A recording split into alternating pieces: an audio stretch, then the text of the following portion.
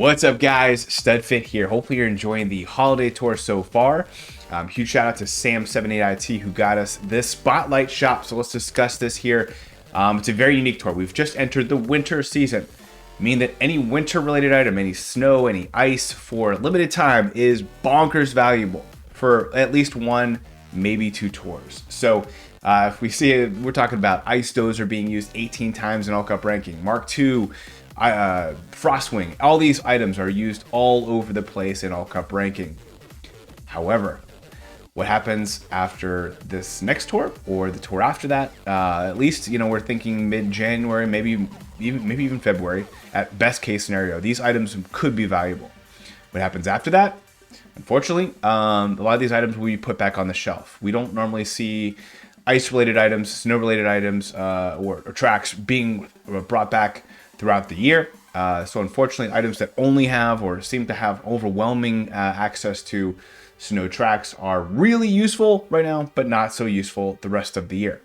We could get into a long argument, at least a debate or a conversation. I've certainly gotten into a lot of those this tour. My suggestion, and we'll talk a little bit more on the rundown, is kind of, put your guardrails up, just get through ranked, try to win ranked, Sammy style as we like to call it. We're using as minimum tickets as possible. Unless you're going for top 10, top 100, top 1000, just save. You can. Just resist the urge to invest in all these snow-related items and just try to get out the other side in January, having not blasted all your tickets into something that has, 80, 90% of these tracks that we see this tour. With that being said, I've typically on these spotlight shops, I put my little Studfit red logo, which, by the way, a huge shout out to Sam78IT. He's been awesome to collaborate with. When you go to his toolbox, you will see the Studfit logos on his toolbox alongside of the exact same way you see it here. It's been awesome working with him, and he's wanted to incorporate a little bit of the human element to his toolbox, which is phenomenal. So usually I select 10 of each category, so 10 drivers that I think would be worth researching, whether they're in the spreadsheets or trackers, or just be able to keep an eye out for, make a decision on based on your account. And those are represented by these Studfit logos. Well, this tour, there's not so many that I am extremely excited about. So I limited myself to 8. And a few of these categories, I actually was really excited to include 8 for the gliders. And karts, I definitely was thinking more around 7. To be honest with you, for the drivers, though, I only had about 5 in mind. So I had to add 3 to the list. Let's jump into those. So for drivers, Santa Bowser, he's very unique for those who have joined here recently. He used to be an awesome driver that was only available at this time of year. So if someone joined mid-year, they were seeing tracks with Santa Bowser and not able to get him. So for those people, it's nice to have him back. He did enter some pipes this past year, so you might already have him. But anytime you have a coin box driver with a wide hitbox, you're going to definitely want to get him. And they did pretty well by Santa Bowser considering he was a holiday item. They gave him some pretty good tracks throughout the year. So I have him a pretty high one on the list, and we'll see if he ever comes back to the spotlight shop throughout the year. My guess is he may not. So we'll see. If you want to get him, now's your chance. Moving down, there are 2 Giant Banana drivers. White Tanuki Mario was an obvious one to include. However, Chef Rosalina, she's one I had to fight with. She definitely got a tough start. She had all cities to start. But here's the thing, we've kind of been talking about it. I don't want to go overboard, but we are seeing some cities scattered in the tours, at least for the last 5 or 6 tours. So I think the narrative of cities less valuable than regular tracks, still intact. I still believe that. And we'll see how much longer before we have to start making some major changes to the algorithm. However, it's not a huge deal. That's not why she's on the list, though. The reason she's on the list is she's a newer driver with Giant Banana, and she's actually been getting some really good buffs since. It's those big buffs since that puts her on this list. She was on the fringe, though. I'll be honest with you. I did not have her included originally, but wanted to include her. Rosalina, for those who did not know, she is a wider hitbox, or I guess the large size hitbox driver. Not that you necessarily need a giant hitbox for a Giant Banana, but it's helpful to have, and I think she's still getting some buffs every single tour. I'd much rather her than some of these items with less plus skill, non-plus skill skills, or even like an older driver that has a plus skill. Say like Lakitu Party Time. I love the guy. I'm using him on Merry Mountain T right now, but I wouldn't necessarily recommend other people investing in him. I'd much rather go the Santa Mii suit if you have to get a lucky 7 for that course. Moving down, we do have Luigi Knight. Now his tracks have been slowly creeping up there. However, Nintendo likes to items that seem to creep have been doing really well long term. So I kind of think about this as like the tropical truck. Originally, it had a pretty good value, and then it kind of, I don't know, didn't do so much. And then all of a sudden now here it is, very, very valuable. And so these items that are newer, that have like a pretty good coverage to start, and kind of seem like they're waning, there's a reason why. Nintendo usually has a reason, and honestly, him coming out of this tour without anything crazy is okay. This is a tour with 4 Nitro tracks and 4 or 5 cities there included. So with Vancouver Velocity, so hold tight. I wouldn't necessarily rush out to get him. I don't think he's absolutely worth it for everyone's rubies. But again, every time you see these logos, just highly recommend doing the research through the trackers, through the spreadsheets for your account. And then Pink Shy Guy Ninja, he's still awesome. He still has so many great tracks. Now his buffing cycle is coming to an end, but he's still really fun to use, and one of the OG giant bananas in the game. He's still fun to use. And moving into the gold section, all of these drivers are extremely low odds. However, we've already seen some people in our server, I think of Eat Deedle and others, who got him in their Spotlight shop today, even yesterday. So finally, if you see gold charging Chuck, if you have 150 rubies and you don't have him, go ahead and pull the trigger. I mean, if any on the list here, he's the one I would pull the trigger on if you do not have him. I would put gold eggshell Yoshi gold something, put him on the list as well, but he's got smaller hitbox, which is kind of similar to Larry Wintertime.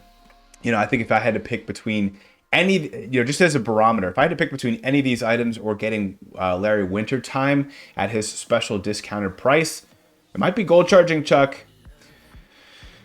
And that's about it for the non-Miis. However, for the Miis, highly recommend getting as many as you need, because it's never too late to jump on the Mii bandwagon. Moving to carts, again, not as many here. You'll have 2 capsule carts, the yellow-green and also, the green-yellow, and then the green capsule cards. I think I might be butchering that name, but both of those are on here. They're doing really well when it comes to coverage. Smaller hitbox, so you have to have an appetite for having a smaller hitbox. Doesn't necessarily pair well with Larry Wintertime, that's for sure. However, it's got really good coverage, and for whatever reason, Nintendo seems to keep buffing these at really an extreme rate. I'd say the number one on here, though, to get out of any of these might be the Tropical Truck. It's been crushing right now. It's in ranked. It's in getting some really cool buffs on Snowland. I don't know why. I was expecting this thing to die on the vine going into this winter, but it's happened. Fortunately, getting some buffs, and seems to be getting the right buff. So I think Nintendo realizes they have an awesome looking cart here and continue to buffing up. We have 2 different sweet rides. We got the sweet ride and the pink, it's technically called the strawberry soft swerve. But both of them are really larger hitbox, doing really well in the meta. When it comes to the movers and shakers, it's going up. Strawberry Soft Swerve was in the top 10 really early on. It's in on a bunch of tracks this tour. I would much rather have this type of cart than any Ice Dozer or Cream Mark II or anything else that also has some of these ice items. But they're limited to only ice items, it seems, versus the Strawberry Soft Swerve. And really, some of these items that came out during the ice cream tour, the high flyer Sunday high flyer track that came out there. Like a good example would be this mini bus, the vanilla and chocolate. All 3 of these kind of sweet, sugary, kind of ice cream type flavor. 3 solid carts there. Certainly, I think it would be worth looking into your account. The mini bus has a unique shape to it. But again, kind of fits in with that pairing. We do have the cream cat cruiser. Put it on there. It's been a top 10 cart. It's really, really well with the meta, but again, it's a little smaller size. And then finally at the very bottom, the gold bullet blaster. We have a lot of smaller carts down here, which I don't necessarily like doing. You can see why I was cringing trying to find 8. But again, there we go. That's the 8 that I would highly recommend taking a look at the trackers for your account. Then finally into gliders. This is the one I'm actually really excited about. The Sakura Origami Glider has been rising here since. It's got some good buffs this tour. We also have the 8-bit 1-Up Super Mushroom. This is, if you get any glider on this list, that is the one I highly recommend getting. I think only behind that would be the Black Star Shoot. Black Star Shoot is crushing right now, and it seems to continue doing really well. I can see it being a really good up-and-coming glider. It's already got great coverage, and it keeps getting the right buffs at the right time. I will say the Mint and Berry Balloons getting some really good buffs too. You know, it's one of those, you know, summer items that are also getting some unique coverage during this winter time, but not getting all winter snow related items like some of these winter cursed items that we were talking about. Really, really good. One sneaky one I wanted to point out that's new to this list. One is the chocolate pretzel. So this one snuck up on me. I was not expecting to include on here, but the more I looked at the data, the more I looked at its coverage. It's got 3 or 4 really good buffs this tour, and mover and shaker that we'll see on the rundown, but certainly worth looking into your account. And it's not all tied to winter related items. Mario hat and Luigi hat. Luigi hat was on the outside looking in, but I liked both of these gliders. Mario hat though has the advantage. It's got some really cool buffs. A lot of these like Mario related items, there are tracks that you're thinking about, some of these Mario circuits, you know, and things like that. But other than that, it's got some really good coverage with, you know, for what it's worth. Highly recommend you looking into your account. Secret Scroll entered our top 10 last tour as well. Got a nice good buff here too. So all of those are really solid. And then Golden Wings, you can't forget that guy. He's had a really wonderful year. So there you go, guys. Hopefully that helps you as you're looking at the Spotlight shop. Again, Miis are going to be a phenomenal option. I think if you have any rubies, that wintertime layer is going to be a really salivating option for you. I recommend potentially getting it and stashing it. If you want to take it to level 8, it can help you on this Snowland track. But that's a lot of tickets into a small hitbox driver. I don't know, I've been surprised by his starting coverage. But again, it's gonna be unfortunately so tied to the wintertime. I'm really skeptical of Nintendo, and of course, Nintendo could be watching this and reverse psychology me into looking like a dummy like usual. But I don't anticipate a lot of winter snow ice tracks. And I'm sure every single little one that comes throughout the year, people will bring this video up, but I really don't. I don't necessarily see continued value in a Snowland track, and a Vancouver track, and a Merry Mountain track. I think that's the community can agree with. So there you go. Hopefully this is helpful. Good luck, and I'll see you on the rundown here soon. See you guys.